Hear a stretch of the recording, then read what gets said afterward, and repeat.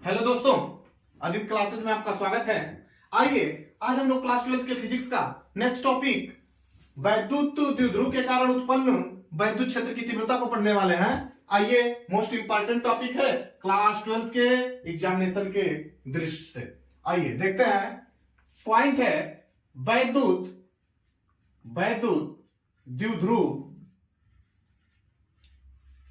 के कारण उत्पन्न वैद्युत क्षेत्र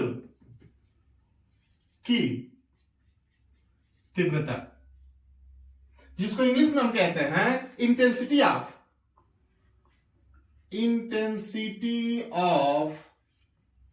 इलेक्ट्रिक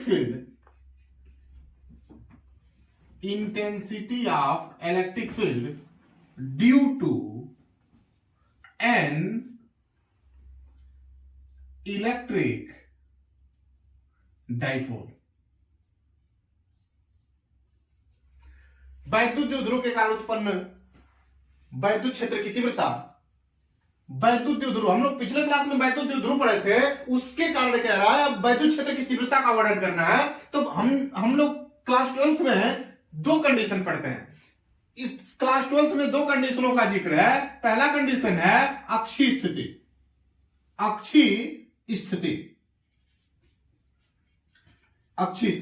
और दूसरा पॉइंट है निरक्षीय स्थिति।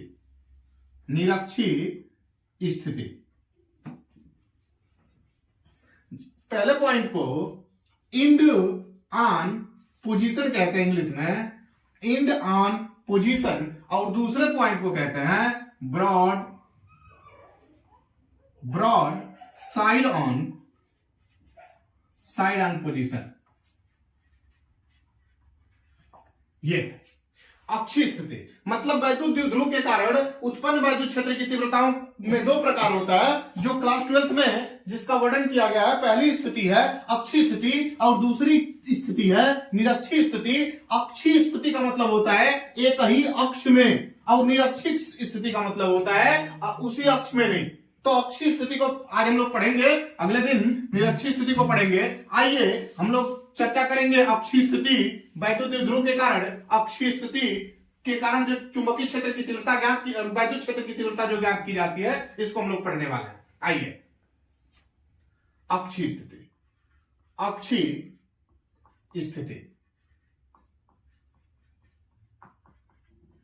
इंड ऑन पोजीशन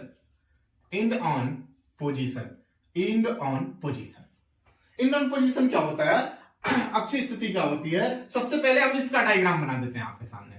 जैसे मान लीजिए हम लोग पिछले क्लास में पढ़े थे कि वैद्युत द्विध्रुव क्या होता है। हमने आपको बताया था कि दो बराबर परंतु विपरीत आवेश एक दूसरे से अल्प दूरी पर रखे जाएं तो इस सिस्टम को, इस निकाय को हम लोग वैद्युत द्विध्रुव कहते हैं। तो हम दो बराबर तो हम मान लेते हैं कि एक -q आवेश है और एक +q आवेश है। देखिए दोनों बराबर है, बस विपरीत है। एक प्लस चार्ज है तो एक माइनस चार्ज है। तो दो बराबर परंतु विपरीत आवेश अल्प दूरी पर रखे जाए। वो अल्प दूरी की भी विवेचना हम लोग किए थे कि वो जो अल्प दूरी है उसको हम लोग 2l कहते हैं। अच्छा, 2l को अगर बीच में सेंटर मान के बांटा जाए तो इधर भी l होगा और इधर भी l होगा, ये भी l होगा, दोनों तरफ l होगा। तो हमने दो भागों में बांट लिया, l और l, और इस पॉइंट को हमने o कह लिया, o, और इस पॉइंट को हम a कह लिए और इस पॉइंट को हमने b कह लिया।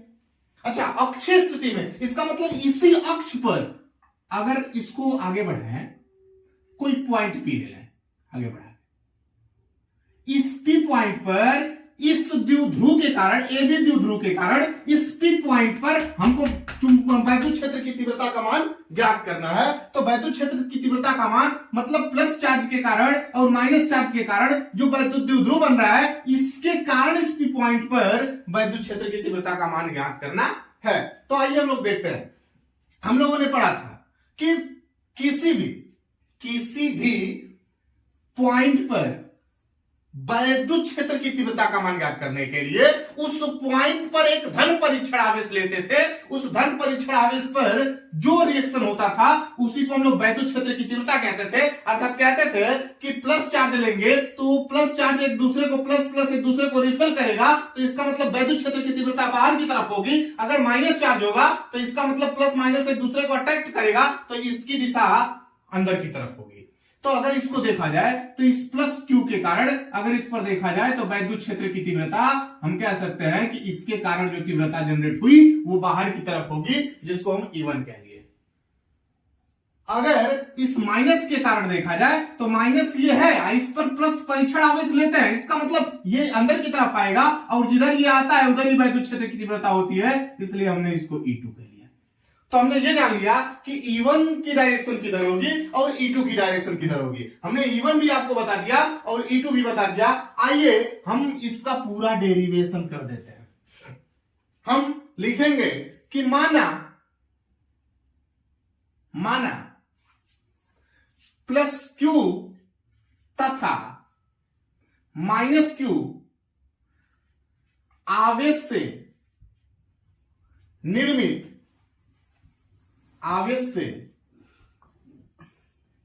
निर्मित एक वैद्युत द्विध्रुव है, जिनके बीच की अल्प दूरी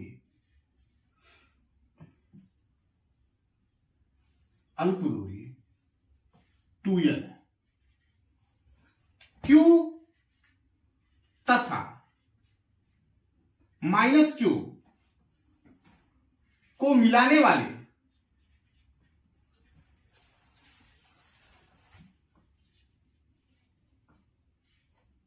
रेखा AB जिसका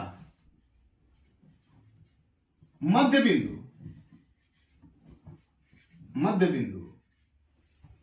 O है। अच्छा देखा जाए तो O से ये जो P पॉइंट है O से R दूरी पर स्थित है। हमने मान लिया कि ये जो P पॉइंट है ये O से R दूरी पर स्थित है। अच्छा O से R दूरी पर P पॉइंट स्थित है।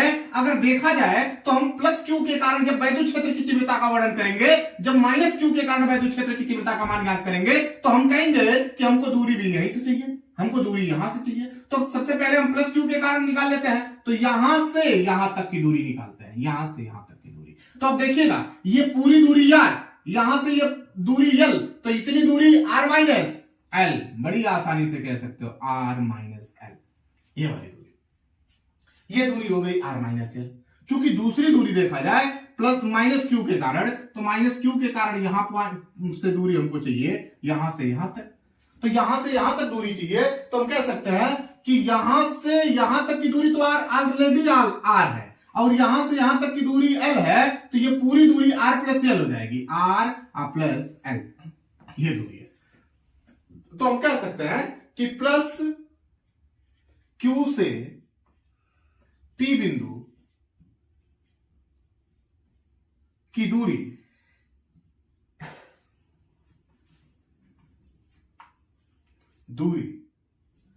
R माइनस L तथा माइनस Q से P बिंदु की दूरी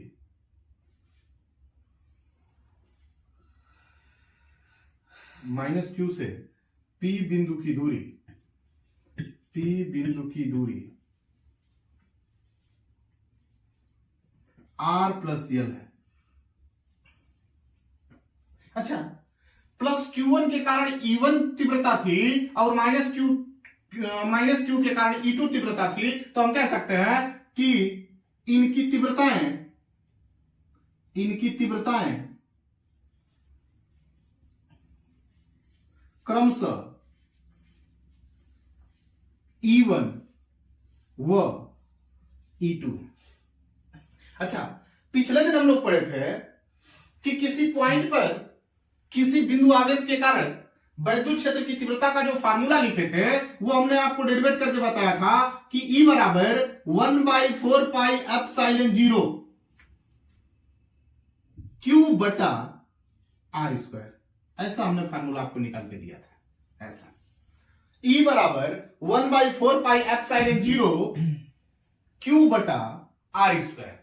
चूंकि यहां एक परावैद्युतांक था जिसका मान 1 था, y में निर्वात में रखा गया था तो इसका मान 1 रखे थे, इसलिए इस पूरे फार्मूले को हम बताए थे आपको कि 1/4 पाई एप्सिलॉन नॉट Q बटा R स्क्वायर, यही आपको बताए थे। अच्छा, अब E1 मतलब E1 जो है इसकी वैद्युत क्षेत्र की तीव्रता देखा जाए तो E1 प्लस Q के कारण है, तो हम कह सकते हैं कि प्लस Q के कारण वैद्युत क्षेत्र की तीव्रता। अच्छा, प्लस Q1 के कारण, प्लस Q के कारण वैद्युत क्षेत्र की तीव्रता जो है उसको हमने E1 मान लिया है, और E1 बराबर अगर लिखेंगे तो लिखेंगे 1/4 पाई एप्सिलॉन 0। अच्छा, Q आप बटा जो दूरी है इसमें प्लस Q यहां से यहां तक की दूरी, तो R माइनस L का होल स्क्वायर, ये इसको हम समीकरण 1 मान लिया। अच्छा, माइनस Q के कारण वैद्युत क्षेत्र की तीव्रता, वैद्युत क्षेत्र की तीव्रता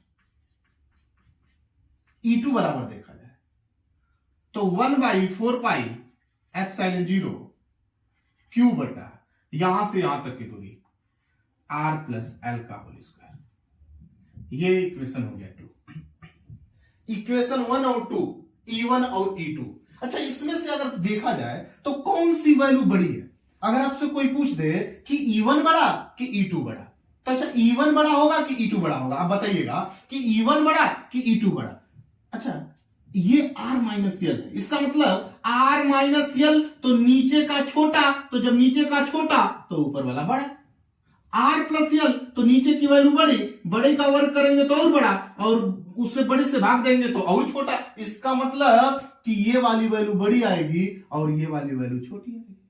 तो अगर ये एक ही रेखा पर, मतलब इस वैद्युत द्विध्रुव के अनुदिश है, बस इतना है कि एक दूसरे दिशा में है और एक दूसरी दिशा में है, मतलब ये दोनों वैद्युत क्षेत्र की तीव्रताएं एक दूसरे के अपोजिट दिशा में है, तो इनका परिणामी वैद्युत क्षेत्र की तीव्रता निकाला जाए।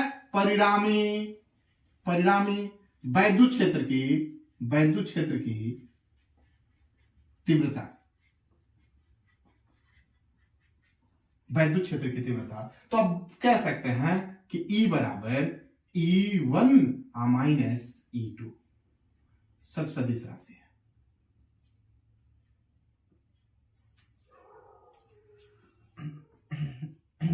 आप कह सकते हैं कि E1 माइनस E2 निकाला कि वेक्टर E बराबर E1 माइनस E2। E बराबर E1 का मान उठा के 1/4 पाई एप्सिलॉन नॉट Q बटा R माइनस L का whole square minus 1/4 pi epsilon naught Q बटा R प्लस L का होल स्क्वायर। अगर इसको हल किया जाए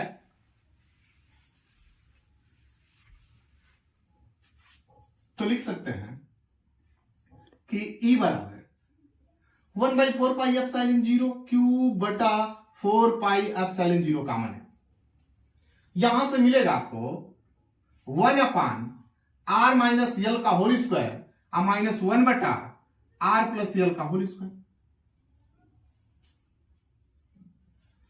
वेक्टर E बराबर यहां से बचेगा Q बटा 4 पाई एप्सिलॉन नॉट, यहां से एलसीएम ले लिया जाए, यहां से एलसीएम ले लीजिए, R माइनस L का होल स्क्वायर दूसरे कोष्टक में R प्लस L का whole square. R minus L से R माइनस L कट जाएगा, R प्लस L बचेगा, R प्लस L का whole square minus R minus L का होल स्क्वायर, ये बचेगा। अगर इसको देखा जाए तो वेक्टर E बराबर क्यू बटा 4 पाई एप्सिलॉन नॉट। इसको हल करिए, R square A square plus B square पर तोड़ दीजिए, plus 2RL minus R square plus L square minus 2RL बटा, अच्छा ये वर्ग अंतराल का सूत्र है, तो इसको अगर लिखना चाहें तो लिख सकते हैं R square minus L square पर 2 है, ऐसे लिख सकते हैं। तो ई बराबर आएगा, ई बराबर क्यू बटा 4 पाई एप्सिलॉन नॉट गुणे, यहां से आएगा R square plus L square plus 2RL, ये माइनस अंदर जाएगा तो सबको माइनस कर देगा, minus R square minus L square plus 2RL बटा R square minus L square का होल स्क्वायर। यहां से ये ए दूसरे से कट जाएगा, ई बराबर आएगा क्यू बटा 4 पाई एप्सिलॉन नॉट गुणे 2RL 4RL बटा R square minus L square का होल स्क्वायर। अच्छा, वैद्युत ध्रुव जो बनाया गया था उसमें जो आर का मान वो एल की अपेक्षा बहुत बड़ा था, इसलिए एल का मान लगभग अप्रोक्सीमेट इक्वल टू 0 मान लेते हैं। जब 0 मान, यहां से आएगा ई बराबर, वेक्टर ई बराबर क्यू बटा 4 पाई एप्सिलॉन नॉट गुणे 4RL बटा, यहां से होगा आर स्क्वायर माइनस 0 का होल स्क्वायर। तो यहां से आएगा वेक्टर ई बराबर क्यू बटा 4 पाई एप्सिलॉन नॉट गुणे 4RL बटा आर पर 4, 2 घात 2 घात 4, ए कट जाएगा, यहां से बचेगा, यहां से आएगा वेक्टर ई बराबर Q by 4 pi epsilon not गुणे, यहां से बच गया 4L बटा आर क्यूब। इसको अगर लिखना चाहें तो हम लिख सकते हैं कि वेक्टर ई बराबर 1/4 पाई एप्सिलॉन नॉट गुणे, यहां से लिखना चाहें तो लिख सकते हैं 2 गुणे 2 क्यू इंटू एल बटा आर क्यूब। 4 को लिखना चाहे तो 2 गुणे 2 क्यू लिख लिया और आर लिख लिया।